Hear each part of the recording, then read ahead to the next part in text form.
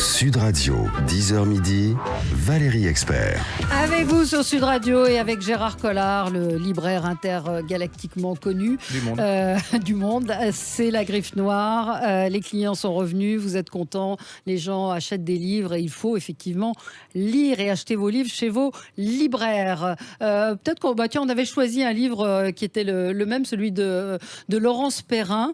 Laurence Perrin, déjà, vous pouvez acheter en poche un livre qui s'appelle Ma chérie, qui est un livre formidable. Ouais. Vraiment, en plus, c'est totalement d'actualité. Elle raconte l'histoire d'une jeune femme, mannequin, la vie un peu légère à New York, à Miami, pardon, à Miami, oui. Miami, elle est mariée avec un agent immobilier qui est un petit peu véreux. Et puis, du jour au lendemain, on ne va pas vous raconter toute l'histoire, mais elle perd tout. Elle décide de partir. Et dans le bus, à côté d'elle, une place vide, et vient s'asseoir un homme de couleur. Et là commence un road movie. Voilà. C'était. Alors, ça fait partie de ces gens dont les critiques parisiens ne parlent pas, ou très peu, parce que c'est vraiment, c'est populaire. Donc ça, si ça se vend beaucoup, on peut pas. Et en fait, elle a un talent, elle a un style, elle a quoi qu'on dise. Et puis moi, il y a un truc sympa. Elle fait aimer les livres aux gens, elle fait aimer la lecture, elle donne du bonheur. C'est du plaisir. Et ouais, exactement. Et là vient de paraître son dernier. Alors. Donc celui qui est en poche s'appelle Ma chérie. Oui. Vraiment, vous passerez un très très bon moment. Et celui-là, il s'appelle Les jours brûlants. Absolument. Et c'est chez Calman Levy. Et je me suis fait avoir. On est en Californie. Vous savez, c'est un peu comme... Elle adore les États-Unis. Oui. Alors c'est un peu comme vous. Elle est heureuse. Elle a un mari beau. Elle a des enfants qui l'aiment. Tout va bien. C'est vous. Bon, ça s'arrête là. Oui. Des fois que ça donne des idées. Et un jour, elle se promène. Elle se fait agresser. Et là, ça change, sa vie va changer. C'est plus la même femme. Vous savez comment elle analyse comment ça peut, ce genre de petits apparemment de petits incidents peut absolument provoquer des cataclysmes pour une femme. Et elle, par rapport à sa famille, c'est plus la même femme. C'est-à-dire qu'elle va partir. Et là, vous allez voir, alors franchement, je me dis, ce truc, je l'ai lu un milliard de fois. Non, mais c'est pas du tout ça. Laurence Perrin, elle vous emmène là où vous pensez, là où vous ne pensez pas aller. Exactement. Et c'est souvent inattendu dans le récit. Elle a l'art de décrire ses personnages avec beaucoup de tendresse, mais en étant lucide. C'est pas neuneux, c'est pas gluant, c'est pas gentil, c'est pas Barbara Cartland, quoi. Parce qu'il y en a beaucoup. Pas du tout. Et puis en plus, elle a un style, elle écrit bien. Non, mais elle écrit bien, et puis ça fait partie de ces livres, vous savez, c'est ce que j'appelle des doudous, des coucous. Vous êtes dedans, vous êtes bien, vous voulez pas le quitter. Quand on commence ce livre, on ne peut pas s'arrêter. Et elle a ce don où elle commence, c'est un petit peu comme dans Ma chérie, elle commence le livre, vous êtes dans une sorte d'euphorie, et puis d'un seul coup, il y a un événement le truc qui vous tape derrière la tête, le coup du lapin, vous voyez. Absolument. Et c'est souvent des ruptures dans la vie. Ce qui existe dans la vraie vie, dont on ne parle pas fort. Et elle a en plus du talent. Donc, et puis, j'aime ces gens qui parlent de ces personnages avec lucidité, mais tendresse. C'est pas violent pour la violence, c'est pas glauque pour être glauque. Non. Alors pour les vacances, vous allez passer un excellent moment. Absolument, ça s'appelle Les jours brûlants. L'auteur s'appelle Laurence Perrin, ça s'écrit P-E-Y-R-I-N, et c'est paru chez Calman Levy. Et pour les plus petits budgets, vous pouvez aussi commencer par ce livre qui s'appelle Ma chérie, qui vient de paraître en poche, c'est en collection pocket, absolument. Et ne pas confondre avec, il y a une autre aussi qui a beaucoup de talent, Perrin, qui est la femme de Lelouch. P-E-2-R-R-I-N, même si vous vous trompez, c'est pas grave parce que c'est très bien. Les deux sont en plus, elles écrivent très très bien et les gens adorent. C'est vraiment, ils sont. Très bon retour de vos clients. Ouais, alors moi, je me suis tombé sous le charme d'un académicien. Des fois que je me représente, ça peut servir de dire du bien. C'est c'est Ruffin. Oui, Jean-Christophe Ruffin. Là, il vient de faire paraître le flambeur de la Caspienne. Le flambeur de la Caspienne. D'accord. Oui, c'est le confinement, j'arrive Gilles plus Gansman, vous avez des petits... Oui, c'est vrai, il y a un moment, à force de ne plus parler à personne, on n'arrive plus à articuler. On se parle qu'à soi-même et comme on n'a pas grand-chose à se dire, ça va vite. Et alors, il avait écrit Le suspendu de Conakry, ça c'est pour les gens qui volent des poches, c'est en folio. Et alors, c'est l'histoire d'un diplomate, mais alors c'est l'anti-diplomate, c'est-à-dire il a une soixantaine d'années, il est courbé, vous savez, il est habillé genre années 60 dans les années 2020, il adore la musique. il a un truc, c'est qu'il n'est pas, comme on dit, lèche-botte, pour rester, pour rester correct. Voilà. Il est détesté par sa hiérarchie. Et là, il y a son ennemi qui se dit, parce qu'il résout des énigmes, vous savez, mais sans dire rien à sa hiérarchie. Donc là, il y a un type qui le hait, qui se dit, je vais le faire aller à Bakou.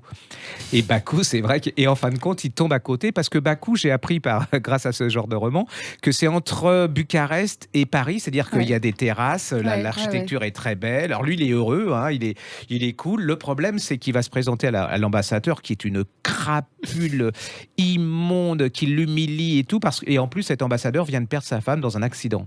Mais là commence l'histoire, c'est qu'il s'avère que c'est peut-être pas un accident. Et alors, vous allez participer, vous allez découvrir tout ce qui est corruption, vous savez, des pays de l'Est, la mafia. Cette femme d'ambassadeur était très riche et l'ambassadeur était très pauvre, vous voyez. Donc déjà, il y a voilà. Quelque chose. Et alors, il y a un style. Alors, c'est pareil, c'est le truc coucounesque que je me suis fait. C'était pendant le confinement. Et je me dis, c'est pas possible. Et vu continuer, il y a de la poésie, c'est chaleureux, je sais pas.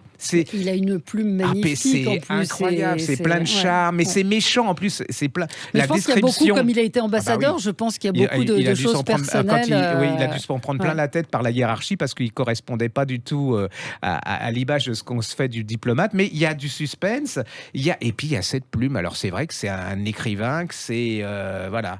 Ruffin, si je me représente, voilà, je peux pas faire mieux. Gérard. Voilà, non, mais allez-y. Donc ça s'appelle Le Flambeur de la Caspienne, c'est paru chez Flammarion. Flammarion, alors oui, le problème c'est que Flammarion, en tant que libraire, c'est un accident industriel, faut le reconnaître, parce que depuis le confinement, c'est une catastrophe.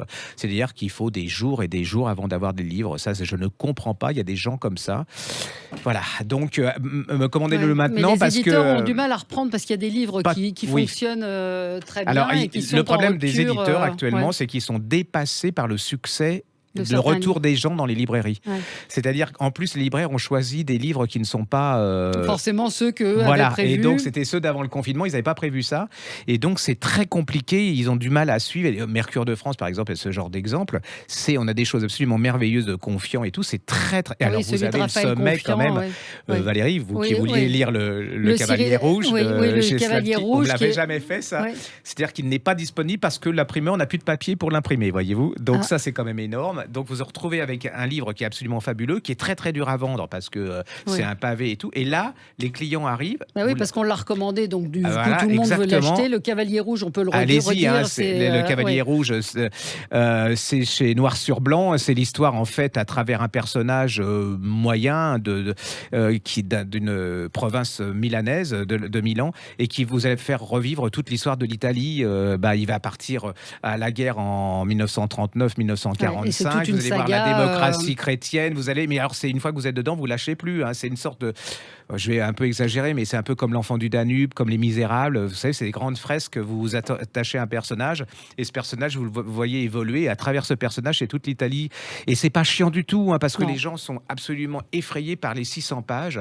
Non, mais moi, je vous préviens, je préfère les 600 pages. Vous vous souvenez du nom ou pas? Moati, je crois.